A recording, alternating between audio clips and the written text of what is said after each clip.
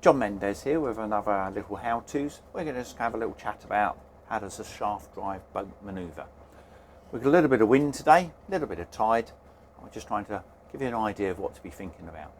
So there's three things that make our boat manoeuvrable. A pair of engines, which both got shafts on, driving nice big propellers, which both turn outwards. So the first thing we've got is that those two engines are not on the centre of the line of the boat.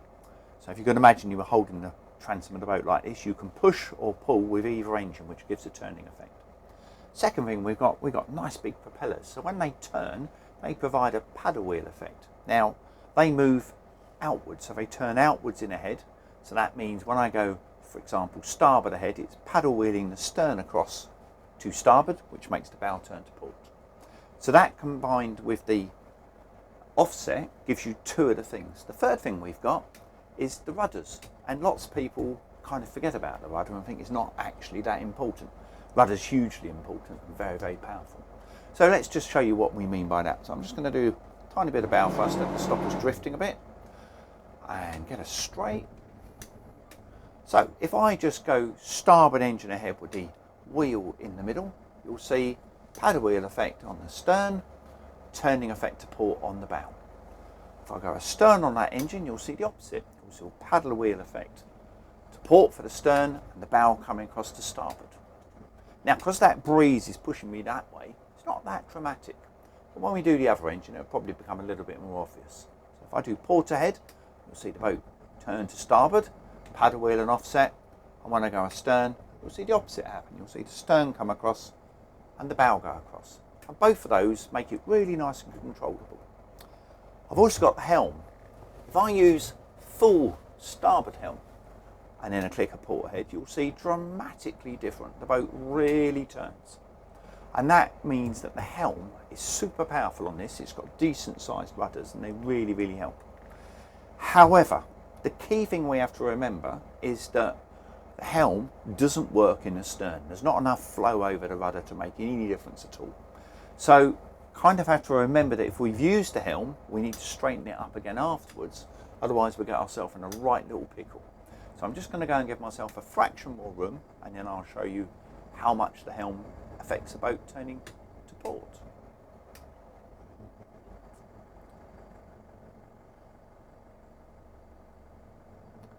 And as you see me pottering around here, everything I'm doing is at tick over. At no moment am I going mad with lots of revs, lots of mad engagement. Everything is done as slowly as possible.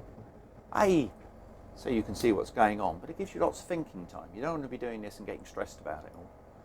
So let's just bring around so she was vertical with where we were.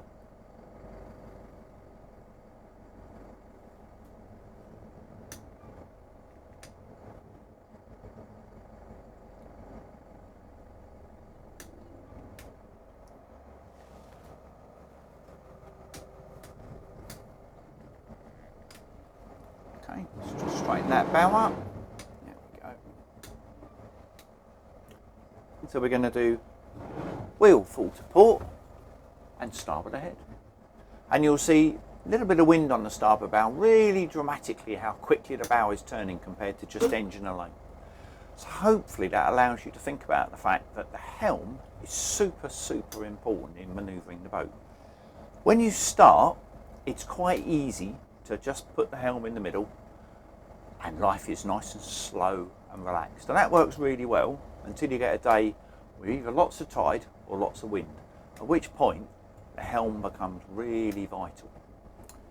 Now, something that we've got on this boat and lots of modern boats now is we have a bow thruster as well. And the bow thruster is really good because it allows us to almost have an extra crew member to help control the bow of the boat. What you've got to remember though, let's just have a click of a head so we stop, is if I bow thrust to starboard, and I'm going to leave it on for a couple of seconds, we're inducing the stern to turn to port. And if you get into a berth and think you'll be helpful and keep pushing the bow in, quite often what you're doing is actually putting the stern out, and if your crew are trying to get off at the stern, it's a complete nightmare. So remember, the bow thruster works on both ends of the boat, even though it only moves the bow. So in a stern, everything's the other way round. The props are now turning inwards, so if I do starboard astern, That's walking the stern of the boat to port. And you'll see it not just move astern a little bit, but you'll see it move over quite nicely. It's already moved over a metre or so. Very, very effective. And that's really useful if you're going into a berth for slowing the boat down and bringing the stern in. Very, very simple, very easy to use. And then obviously, if that's starboard stern, port astern, it's moving the stern over to starboard. Again, it's moving us backwards, but it's that sideways motion which, when used, is so effective in helping to control what the boat's up to. Using those little techniques in small bits, I'm only doing in and out of gear, allows huge control with very little speed.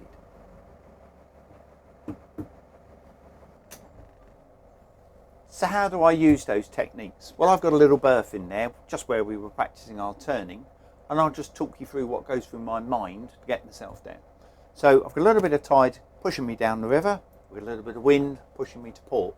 So that means the danger side is this bottom edge of the pontoons being pushed on by the tide, and obviously being pushed past my berth by the little breeze.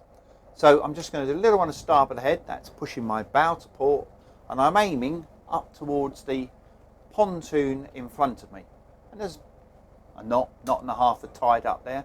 So this side here, the P side, that's the scary side for me. So I'm deliberately pushing my bow, just using alternate engines, up towards the queue.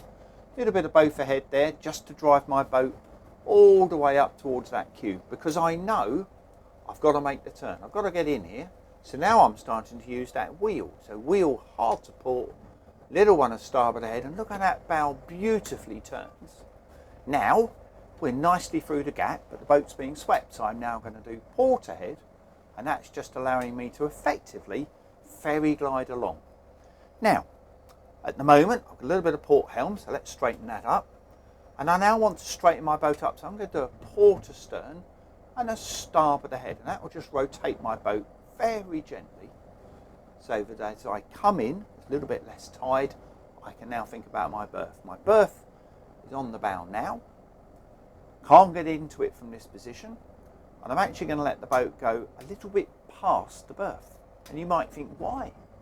Well, the wind's pushing me in that direction.